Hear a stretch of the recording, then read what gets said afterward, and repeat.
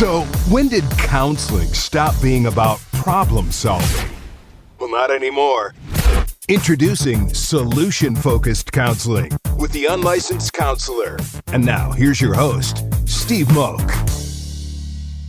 Well, hello and welcome to another episode of The Unlicensed Counselor. My name is Steve Moak. I am the Unlicensed Counselor. As always, so grateful to be here on this slightly overcast, dare I say, cool Scottsdale, Arizona day out here. A little brisk. And if you're watching on camera, going with a little flannel motif. I think we might mix it up here. You know, anytime it dips below 70 out here, you can bust out some of the warm stuff. We are not built for cold out here in the desert. But hey, hope everyone had a great Thanksgiving holiday. I know I did. We had family in town. We had kids running around. We went and saw Santa. We went to the zoo. We did all the fun stuff. And I tell you, I was thinking about it too. It's just, a lot of this stuff is like, yeah, okay, it's fun. But when you go with kids now and see the excitement in their eyes, it just kind of sparks something kind of, I don't know if it's in your inner child or what, and it's just so much more fun, especially when you got a bunch of kids running around really going crazy. So I hope yours was as pleasant as mine was, and I hope that you survived all the in-laws and families, maybe stayed out of some political discussions, if that's a hot topic around your Thanksgiving table. But, I know these are interesting times. But, hey, you know what? It's over. Moving on. Now we're going into, honestly, one of my favorite times of the year. It's just that we've got Hanukkah, we've got Christmas, we've got New Year's out here in the desert. We've got golf tournaments. We've got college basketball going. We've got football, Super Bowl. It's just fun. This is a great time of the year just to really enjoy life. And I hope everybody can, as you're kind of going through December 1st tomorrow, right? So a couple things on my mind over the course of the last week. And actually, this is a conversation I had with my mother. I'm sure she appreciates me bringing this up on the podcast. But, hey, it's the cost of doing business, right? And it was we were talking about something else entirely. It was just around health-related and different things like that. But the idea of negative self-talk. Right? So the way in which we talk to ourselves, the stories in which we tell ourselves, and how they can start to become a reality, or they can reinforce the way that we think.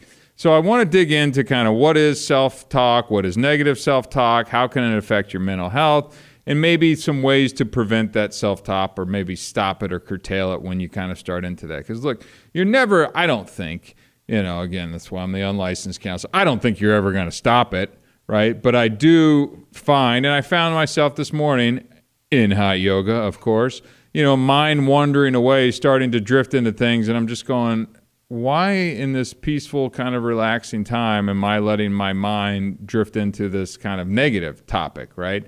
But it was so cool because I didn't beat myself up over it. I just kind of let my thoughts wander there, and then just kind of redirected and wandered right back into kind of a focusing on a different thing.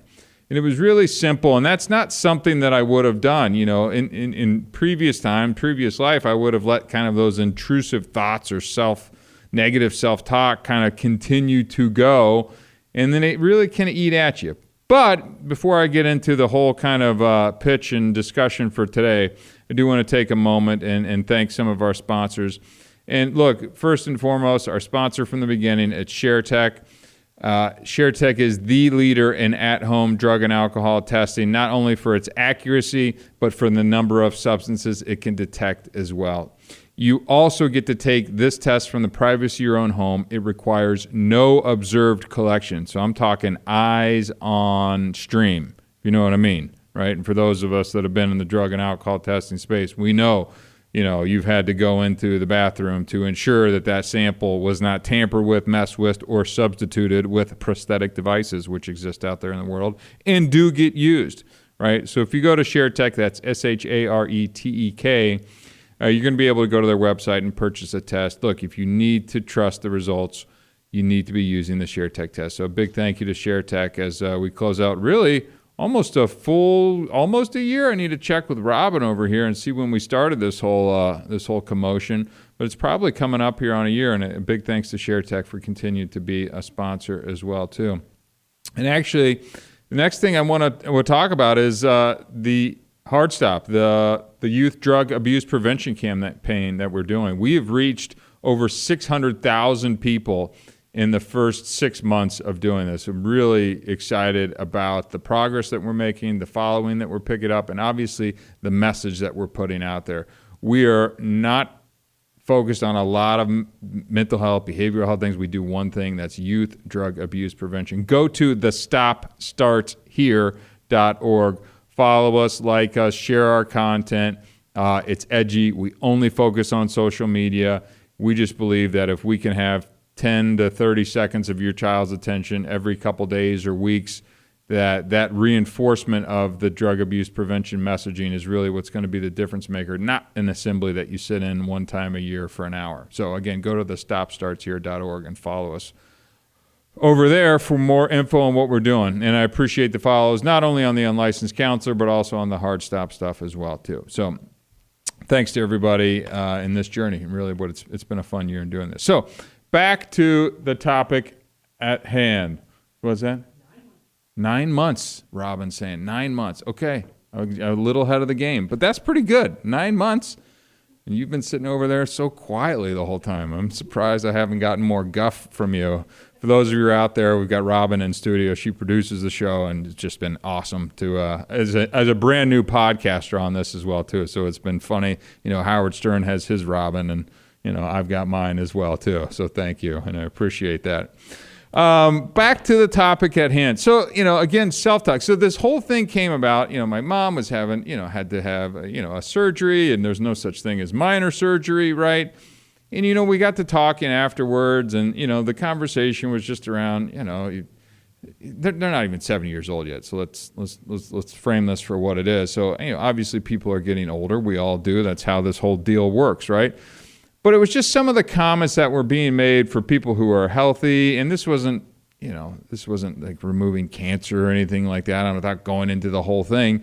But this was just something that needed to be done to improve overall health and well-being, right? As many people do, young and old, right? But the thing that popped into my mind, and I brought this up in the midst of our discussion as well too, is like, look, the things that we start to tell ourselves, whether it's old or I'm slowing down or I can't do this anymore, or I don't feel great, or whatever that is, when we say that enough, I think not only our mind starts to believe it, but I feel like our body starts to believe that as well too. You can go off on the mind-body connection. You believe it, you don't believe it. I tend to find that there is a lot of truth in that. Call it the yogi stuff or the influence in my life, but I just do. So I think it's really important to kind of be aware or be more conscious of the things that we say and the role in which our brain and our mind and that self-talk impacts our life. Really, so the way that we talk to ourselves, that inner voice, right, it combines kind of our conscious thoughts with our beliefs and biases, and we just kind of have that inner monologue that's going on all day long. And self-talk is a big, important part of how you feel and what you do.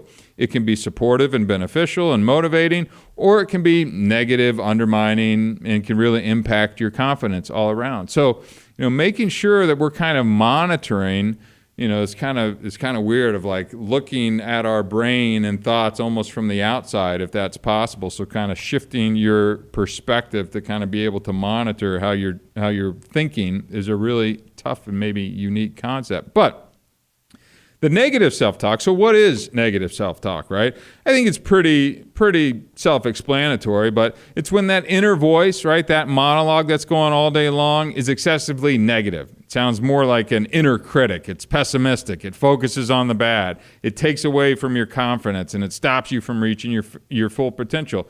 It really kind of can stop you before you even get going. I'm never going to be able to do this. I'm not good at this. I've tried that. It's not working.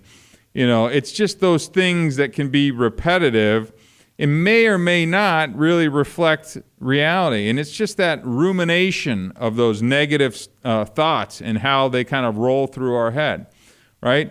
So that is an important part of how that's going to obviously affect our mental health as well, too. So today I wanted to kind of dig into just some tips to stop the negative talk, right? How do we kind of stop that? Because I don't think that we're going to entirely stop it, but it's like when we start to wonder, like I was saying earlier, when we dip into kind of how that negative thing starts to pop up and ruminate, how can we bring it back? So the first thing I had on my list of just be aware of what you're saying to yourself, right? Just the act of stopping and recognizing negative thoughts for what they are, that's the first step in working through the problem, right? Ask yourself, would you like to talk to someone else like this? There was an article that I was pulling up as I was kind of doing show prep and research that kind of reinforced a lot of these same things that I'd written down in my notes. And it's just like, be more aware of what you're saying to yourself, positive and negative, right? But I really want to focus on those negative things and those beliefs that we keep telling ourselves, right? And I want you to be able to challenge those things. First off, is it even true, right? Is it true or is it not true? Is there another way that you could be looking at this situation? Is there another possible explanation for this? I feel like it's sometimes when people go to the grocery store and it's like I always get into the longest line, right? Or every time I'm in the checkout line, something goes wrong or the person in front of me has an issue or, maybe it's driving or whatever it is. And I actually remember having a conversation with a girlfriend around this.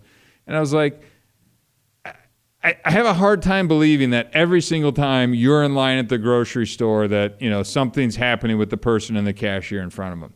So maybe it's your belief system or the way that which you're viewing it or trying to find something to kind of then support your beliefs that leads you to feel as if this is happening every single time.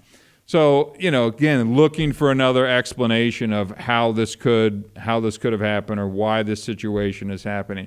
But then it's also like, are you playing a little bit of the victim here in this thing, or are you just viewing these situations through a lens that always kind of sees the same thing or wants to see the same thing over and over again? So I think that really kind of makes me think about putting your thoughts into perspective, right? So try and look at things from a different perspective, a new lens, right? What would the person looking at this situation back, what would they be thinking, right? Maybe you can write down some of these things. Will this matter in 5 minutes, a day, a week, a year? Certainly probably not in 5 years. So if you're able to kind of within those times, those thoughts coming up and they're frustrating you or they're kind of beating you over the head and just repeating and repeating, let's maybe challenge those thoughts or let's try and shift the perspective on exactly why we're having those thoughts and maybe how we could view them a little bit differently. Now there are some techniques that are around how you can actually stop the thought, right? And I encourage you to kind of Google those by imagining, you can go out and Google a bunch of different ways to be able to do that. But the one that I've kind of found when I was doing research on this topic was literally having that thought come up in your head and you almost like squash it, right? So it's a thought that comes into your head. It's running through your head. And again, I had a lot of these, especially when I was early on in my divorce. It's just like those thoughts they just won't stop, right? And it eats at you, it wears on you, it borderline makes you depressed. I think it does make a lot of people depressed. I combated that through exercise and friends and being active and not being alone and all that type of stuff. But I think the actual thought, exercise of squashing that thought, visually having it almost like some type of ritual in your brain that's like comes up, squashed it, comes up, squashed it, move it off to the side, swipe it off like you're swiping on Tinder or something like that, right? And then what you can do as you start to make these and practice these exercises is let's replace that thought with maybe a more positive thought. So what is a more helpful thought than just this negative thing that keeps jumping into my brain? Let's replace that with some type of positive thought that can hopefully get us shifted and moving our brain into a different direction, right? So, there's a lot of different ways to prevent the negative self-talk, but the list that I put together, let me just blow through some examples. First off, it's just, paying attention. It's cultivating awareness is really what it is. Pay attention to those thoughts and recognize when you get into those patterns. And maybe, just maybe, you'll be able to identify a trigger that leads to that negative self-talk as well, too. Maybe you're listening. I have a fraternity brother from college, right? His name's Marty. Good dude. Hope you're listening, Marty. been a buddy of mine for 20 plus years, right? And he always listens to that kind of music it's a little down, a little sad, it's like something you put on after a hard breakup, and you kind of get we called it Marty music, right? It was just Marty music.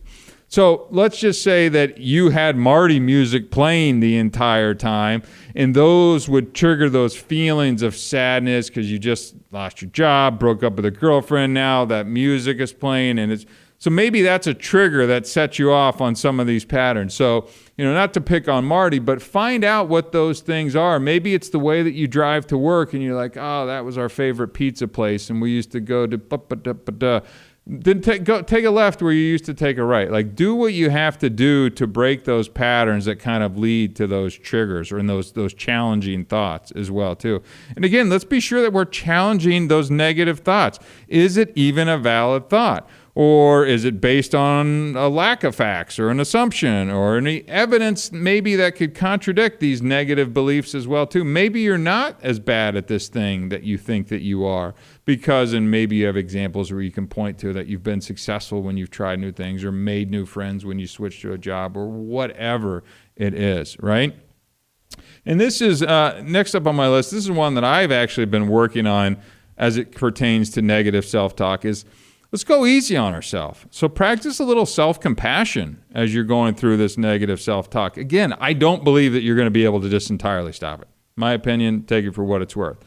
But I go easier on myself instead of being like, God, why do I keep having this stupid thought? I can't get it out of my mind. It's like, yeah, okay. Yeah, I have that thought. Yeah, not great. I don't even really know why it keeps popping itself up, but let's be a little kinder to yourself. Maybe like you would be kind to your friend. Why are we being nicer to other people than to ourselves, right? So understand that, maybe some mistakes were made.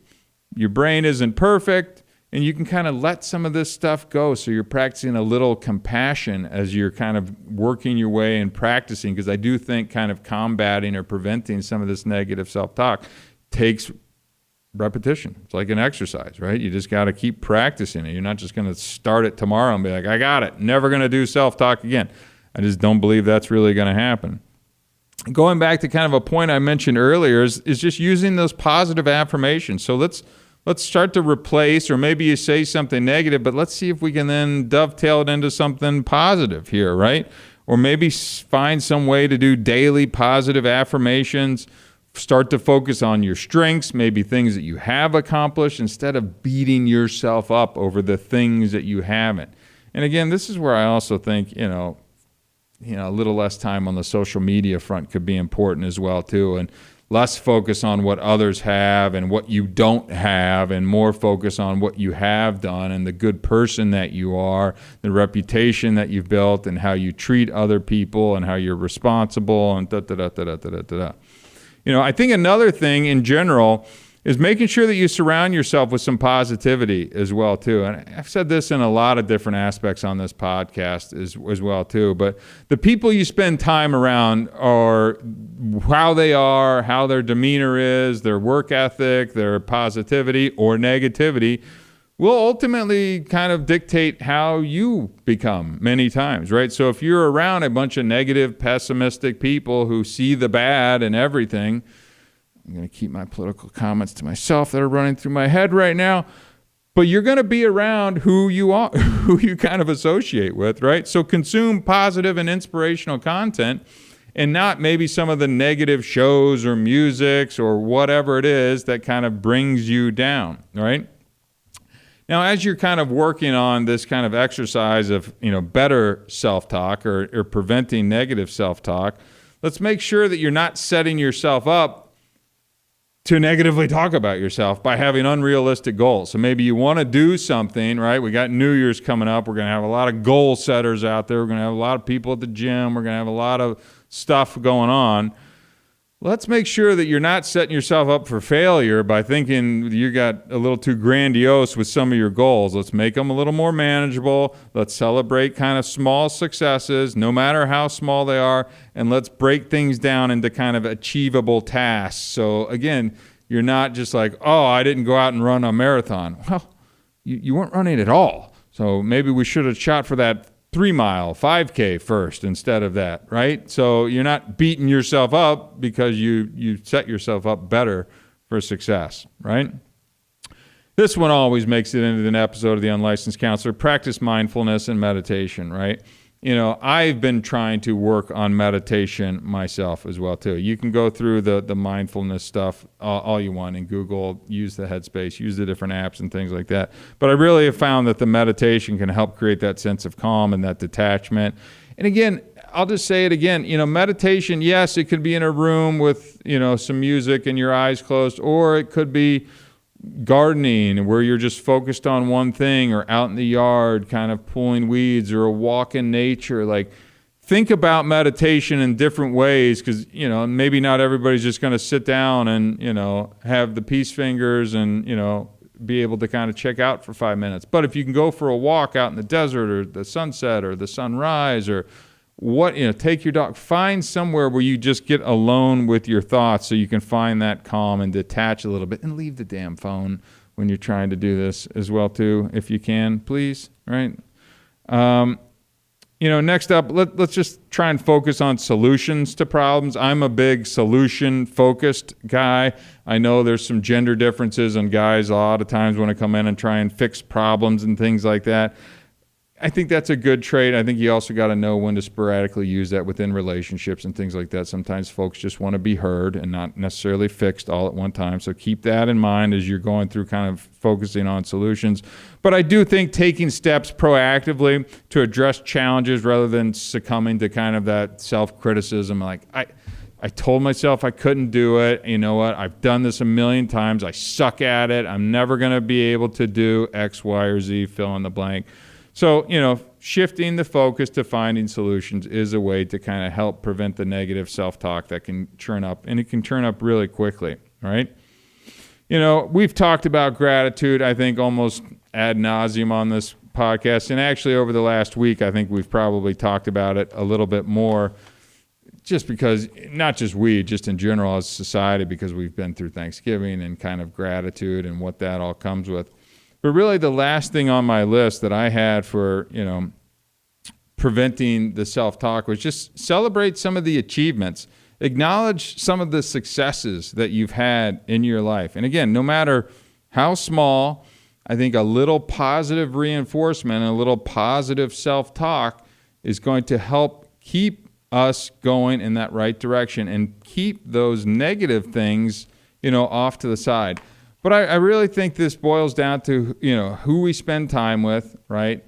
Actively practicing when we have these negative thoughts come up, how we address them. Can you quash those thoughts? Can you redirect those thoughts? Can you challenge those thoughts?